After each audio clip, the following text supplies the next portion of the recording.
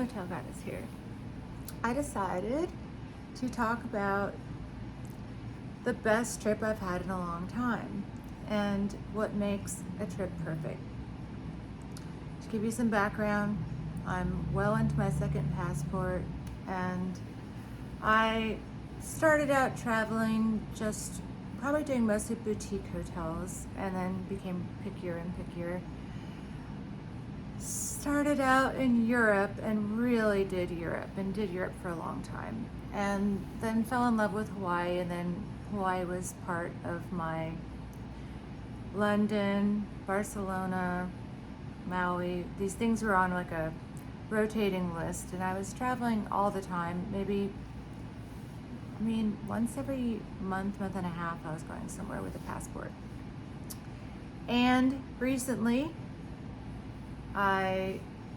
after the pandemic, I started traveling again, and I went to a place I was always dying to go to, which was Tokyo. And I'd had huge expectations for Tokyo. And if you ever saw the movie Lost in Translation, I wanted to stay in that Park Hyatt, which I did. And I wanted to have that experience that Bill Murray had in that hotel with Scarlett Johansson. However, I will say I did have that experience in a way, because I think he was at one point, he was kind of like, I got to get out of here, to his agent. And for some reason, that was kind of how I felt there. I think it was, never been to a place so, well, it's far, when you're flying there from Atlanta, it's far, but China was far, and I had low expectations, and I loved every minute of China, and I loved Tokyo, but it was very homogenous, and it kind of freaked me out in a way. So it was far, and then I got there with these high expectations, and I thought the sushi is going to be better than any I've ever tasted. But I'm from Florida, great seafood, and I've been to all over Hawaii countless times, and they have amazing fish and amazing sushi, and you can get great sushi just in a grocery store in Hawaii. So it wasn't like I thought it would be. And if you've been to a really nice sushi restaurant, a Japanese restaurant in a large city, then you've had really good sushi. So, it was less expensive in Tokyo, and the amazing thing was the city was so huge, but I guess my expectations were so high, and I literally was there thinking, okay, I got the gist, and I'm kind of ready to go home now. And some people like to travel for a very long amount of time. They like to be gone for months at a time. I'm not one of those people. I'm one of those people that likes to get in and get out. So I love a nice little 6 nights in Hawaii. Like, that's to me a perfect, leaving when you still want to be there is the right time to leave. And so this trip I did after Tokyo was another trip to Asia. It was Southeast Asia this time. I'd been to Thailand before, and like I said, China, I'd been there, but I had not been to Vietnam, and I had not been to Cambodia. And I had very high expectations of Vietnam because I love Vietnamese food, and the first real boyfriend I ever had was Vietnamese, so he didn't like Vietnamese food as much as I did, but I made him all the time go with me to get Vietnamese food. And it's literally one of those foods that I would say I've eaten like 3 or 4 times a week much of my life. So I had high hopes for Vietnam. And Cambodia, I didn't know what to expect other than they had those amazing ruins there. Well, I planned a pretty industrious itinerary and my friend I was traveling with got stuck in the Frankfurt airport. So it's, it's over 30 hours to get to that part of the world. And I was there alone for the first day, exhausted, and I was trying to fix his tickets because they, if you miss one of your flights and the tickets are connected, they'll cancel the whole rest. And I would have thought he would have known that as much as he's traveled, but for some reason he didn't. So it was just a stressful trip, and it was a long trip, and in the middle of the trip, I completely reworked the trip to where we were going to less places because I just couldn't handle any more airport time. And anyway, high expectations, long amount of time, far away travel. Loved Cambodia. I think everyone needs to go to Cambodia. I can't explain how much I loved Cambodia, but what's funny is someone else who I know who is sort of like me, where she's not like a real traveler. Like, we're not roughing it, backpacking, doing what the locals do. We're not doing that. We're going to a really nice hotel and we're seeing some sights, and we're wandering around the streets, and we're going to like cool restaurants and shops and whatever, but we're not really roughing it or exploring in any very serious, pointed way. So she also went all over Southeast Asia and said the exact same thing I said. Cambodia is the place to be. Now, I have not been to Malaysia. I've not been to Indonesia.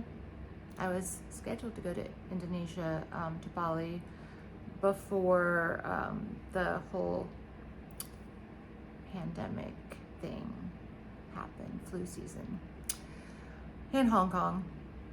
So had to cancel those, but right now, where I am in life, I just felt like I'm so glad I saw Cambodia. And if it were closer, if it weren't 30 something hours and there's no easy way to get there, I would go again. And I'd probably go to Cambodia a lot because I love the people so much, the food so much, the culture so much. They have the best, most elaborate ruins like Machu Picchu and Mayan ruins. Have nothing on what they have. I mean, they have serious, phenomenal, humongous, everywhere you look, crazy, intricate ruins. It's like, I haven't seen the Taj Mahal, but I feel like that would be what you would compare it to. So if you've seen Lara Croft Tomb Raider, you've seen the famous scene where the tree is just growing up from the top of the ruins and the roots are going down over the building and you can't tell exactly what happened. I mean, that's there, but those ruins aren't even the big ones. It is a amazing place, Cambodia. But anyway, that trip was complicated and long, and then I got to Vietnam, and the food in Vietnam was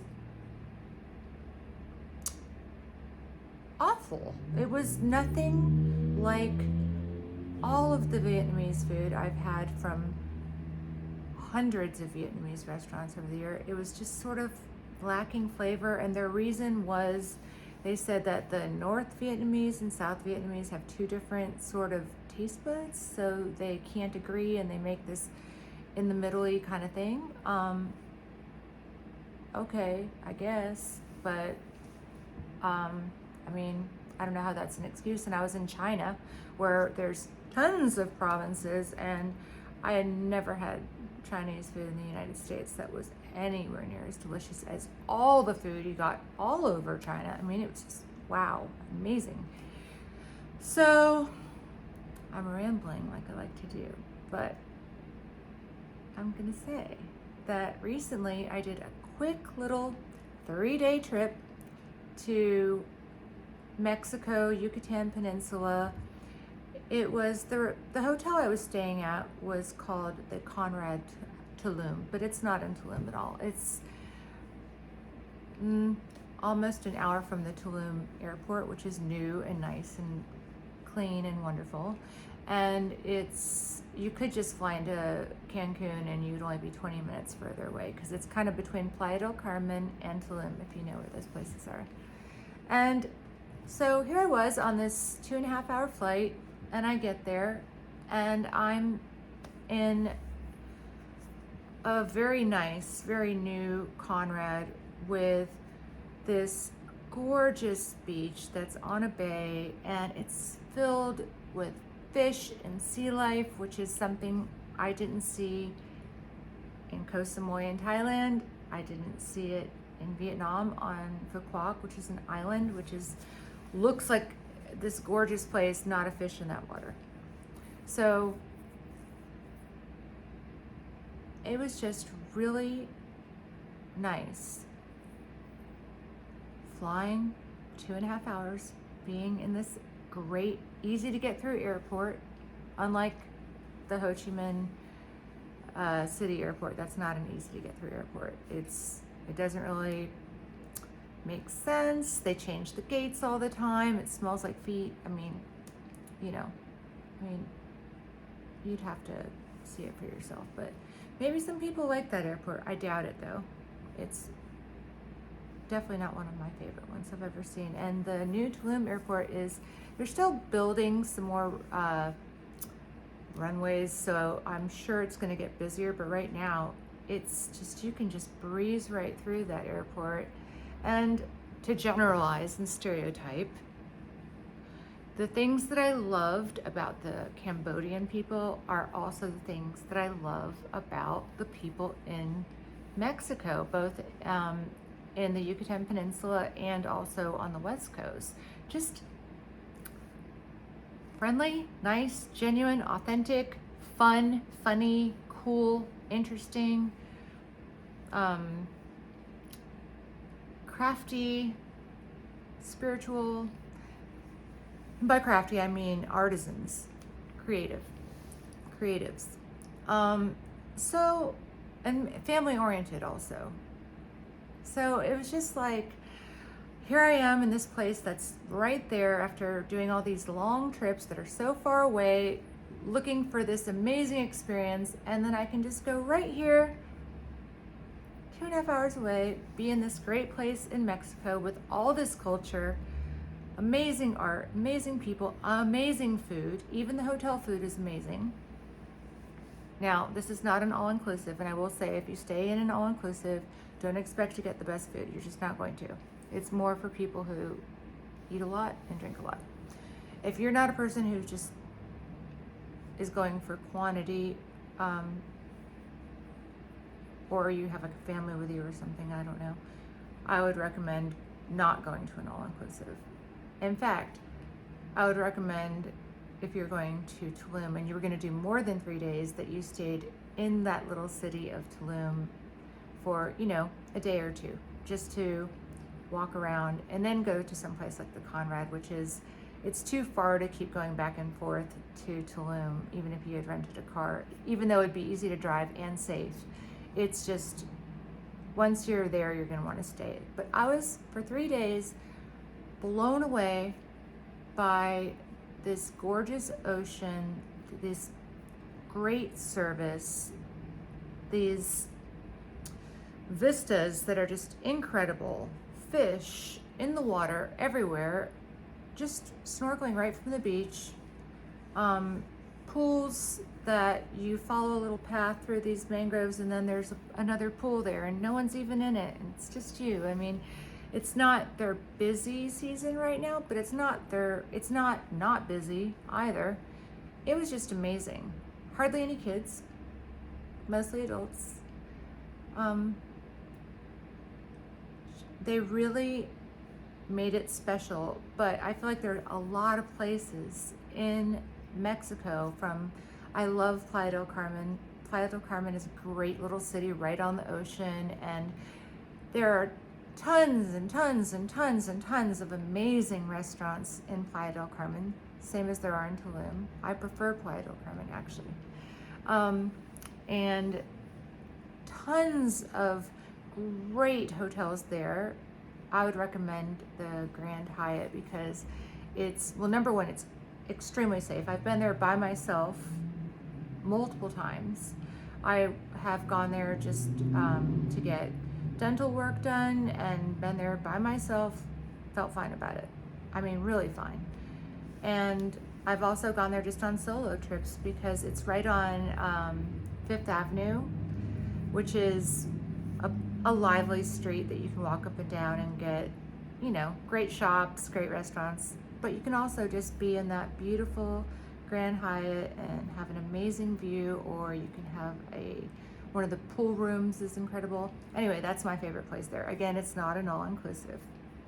There is an all-inclusive there that I would recommend if that's your thing. It used to be called the Royal Playa del Carmen, and now it's a Hilton property, and I'm sure it's basically the same. And that's also on that Fifth Avenue, and that's why I would recommend it for Playa del Carmen, because Playa del Carmen is worth seeing on its own. I've even, when going with a group of friends, done an Airbnb, which I don't really like Airbnbs, but they do have tons of nice condos there with rooftop pools and all of that. And if you're not as attached to having someone come and make your bed and change your sheets and room service and blah, blah every day, it's a great option. But then you have to kind of like go pay for some beach club, and the beach clubs are definitely much less exclusive than the private beach that you'll get when you're staying at a nice hotel. So priorities are everything. But this video is me telling you that you can take these long, complicated trips across the world to a place that sounds so exotic, and you can have these high expectations, and then you get there and you're like, was this worth 30 something hours to get here? I'm tired now. You know, Cambodia was worth it. And Cambodia reminds me a little bit of Playa del Carmen without the beach, but it has a little bit of that same vibe. Just add tuk-tuks and make the people even nicer. But it's right there. Playa del Carmen's right there. Tulum is right there. Cancun, I don't think it's a bad place. People make fun of Cancun because it is sort of like a little bit maybe rednecky place to go. If you're gonna go to Mexico, you go to Cancun first because it's just hotels, and they do have their own little city area, but it's, you know, it's not as venturing out. Not that any of these places are really venturing out, because they're all tourist areas where locals live too. So point is, sometimes when we travel, we get so attached to wanting to go someplace that's hard to get to, and we give it this higher value because it took so long to get there, took so much planning. And yes, Southeast Asia is super cheap, so you'll pay a lot for your ticket, you'll be tired, blah, blah, blah, but your hotel will be a lot less, your food will be a lot less. So if you're a penny pincher, and you like long trips, I could totally see why people enjoy it, provided they're not into snorkeling. But Mexico is, you can stay in a hotel that's as nice as any of the hotels in South Beach, Miami, which is a great place. It's warm weather, lots of culture, amazing restaurants, amazing hotels. But a nice hotel in South Beach, well, number one, on weekends, it's gonna be overrun with people from who knows where, and it'll be like spring break. And it's too crowded, it's too loud, and it's too tacky. But if you're in South Beach and you're going to a nice hotel, during the week preferably, the cost of a nice hotel in South Beach to be on a very crowded, straight, narrow beach area with chairs just lined up is, let's see, okay. The Conrad for a amazing view, great room with a plunge pool on your balcony. I think it's like around 400 a night-ish. A room with no view in, say, the Ritz in South Beach, which has a small pool, one, and it's crowded, and the beach area is very limited and just a straight beach there, nothing compared to the beach that I'm talking about that the Conrad has, or that area of Riviera Maya. There's tons of amazing beaches from Cancun all the way down. Amazing beaches. So in South Beach, a room that's with no view, and views are important, let's be honest, they're the most important thing. That room might be, I don't know, 1,200 a night. Yeah. The food will be at least twice as much, maybe more. And there's a hotel called One that's on, I think it's Ocean Drive, that main drag of South Beach. It's a gorgeous hotel. I love the interior design. The rooms look amazing. But you can get a hotel that's like that in Mexico for at least, it'll be like half or a quarter. And a much better beach, much better, much more space, much better food, all of that stuff. So Mexico really has it going on. And I feel like I and many other people, we take it for granted because it's right there, it's too close to us, it's too easy to get to Mexico. We don't realize how special it is. And so we put this value on places like Southeast Asia, which are no cooler than Mexico at all. They're just further. And going to a place that's 2.5 hours away in a plane and getting back and feeling like relaxed, refreshed. 3 days, I think, is the perfect amount of time because you're leaving then when you still want to be there for one more day. That's the perfect time to leave. When you start missing your own bed, it's too late. When you start missing your own bed and you're 34 hours away from your own bed and you know you have to pass through 2 more airports, and it is just, it starts creating this sort of dread, is how I feel about it. Now, I am not, like I said, I'm not a backpacker, I'm not a hardcore traveler. I'm a vacationer who likes to go to luxury hotels in exotic places, or like very big cities, or beautiful beaches, that kind of thing. So I would recommend that you do the thing that fits into your life and don't undervalue something just because it's closer to you. And don't overvalue something just because it's hard to get to. It puts so much pressure on the trip and you feel like you have to enjoy it because you planned for so long and you flew so far and you might not go back because it's inconvenient to go back, so you have to like it. And that pressure, it's just like, I don't know, it's kind of a kill switch for fun, or the low expectation of just, you know, I'm just here and if I don't like it, I'll just be home in 2 hours. It really does make things amazing. It's kind of the secret sauce of fun, spontaneous travel. Oh, another thing is the weather.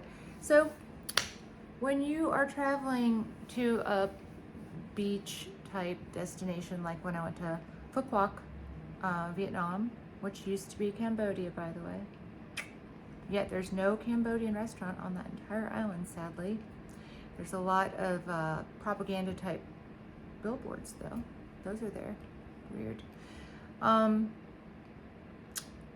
When you're in Phu Quoc, you're in this beach island, and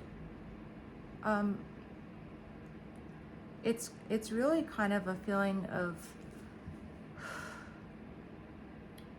I thought this was going to be this tropical vacation, but it isn't. It just looked like one. And I traveled so far, I want to like it, but I can't. And then when you're in Mexico and you're like, well, I picked the wrong hotel, which happened to me many times. In fact, I can't think offhand. Actually, this is how good Mexico is. I can't think offhand of a hotel that I really hated, except for a few that I tried in Tulum. And in the past, when I've gone into actual Tulum hotels where they're like Papaya Yoga Hotel or some name like that. Like it looks cute in the pictures, but then you get there and it's really rustic, just a light bulb in the sun, which could be cool, but anyway, that's the only place in Mexico where I've gone and I've been like, oh, I picked the wrong hotel, and I've just left early and gone back to Playa del Carmen or someplace that I know I like, and enjoyed my last day, and it was no big deal. And then in 2 hours, I'm home again, and boom. Well, you can't really do that when you picked the wrong hotel and you're in Southeast Asia. It's not as easy. You can, but it's not as easy. And that flight home is looming. And the weather is unpredictable. And when you're in Mexico and the weather's not good, you could just change your flight and go home early. Or you could stay an extra day because you see, oh, the weather's going to be good tomorrow. Or you could cancel your trip if the weather's not right. When you're traveling to some faraway destination, you have to hope the weather's going to be good by the season you choose and hope it's going to be perfect. Luckily, when we went to Cambodia and Vietnam, the weather for me was perfect. It was high 80s, low 90s, and I like hot weather, so it was fine for me. And it wasn't raining. But I've gone to Hawaii before where I've planned this trip and I was so excited, and then, the last time I was in Hawaii, I was in Maui and the wildfires happened. And so I was there, could not snorkel the entire time because the winds were happening. And if you know anything about what happened in Maui and Lahaina with those fires, then you know I was there at a terrible time. But it's even Maui from Atlanta, it's, I don't know, I guess it's a 10-hour flight. It's 2 flights. So you have to go somewhere in the middle, usually LAX or Seattle or something, and then get back here. So it wasn't like I could just easily leave when that was happening and just reschedule like I could in Mexico. Hawaii is its own thing, and I promise you that even having been to Southeast Asia, I've never seen anything as beautiful as what I've seen in Hawaii. If we're talking about a tropical place, I've never seen anything that beautiful. I'm hoping to find something in the Caribbean that compares, but will I? I don't know. But Mexico has some extreme beauty, and it's right there. And it's easy to get to. And a hotel in Hawaii, a decent hotel, not even a great hotel, not even with a view, is going to be, I'm not kidding, it will be $1,000 a night. Not kidding. Can be more, could be a lot more. That same type of hotel in Mexico might be $400 a night. But it is Hawaii, and you must see it, and you must go. And if you could work it out, and if you're planning a trip, do the flight on points and do the hotel on points, and then watch the weather. And if the weather turns, just cancel your trip and rebook it when the weather's going to be good, because there's no point in being there when it's overcast, rainy, windy, when you can't do the things that you want to do there. There's no point. It's an outdoorsy kind of place. And if the sun's not shining and you're not able to drive around that island and be in that ocean, even like a lot of people go in December, January, it's way too cold to get in that water unless you're from New England or Canada or someplace where you're just used to really chilly water and it doesn't bother you. Okay, but I guess the water even in the Cancun area is barely warm enough to go in December and January. Might need to go further because you want it not to be, I mean, you don't want to be freezing when you get in the water, right? I don't want to be chilly in the water. Oh, another thing, side note about my high expectations of this island in Vietnam, Phu Quoc, was I normally get tan. I really don't get burned, believe it or not, very much. I might turn a little reddish and then I'll get a really good tan very easily from my Italian heritage. Thank you, Italian heritage. Well, in that island in Vietnam, I got, and so did my friend who's very olive and gets a great tan always. We both got super burnt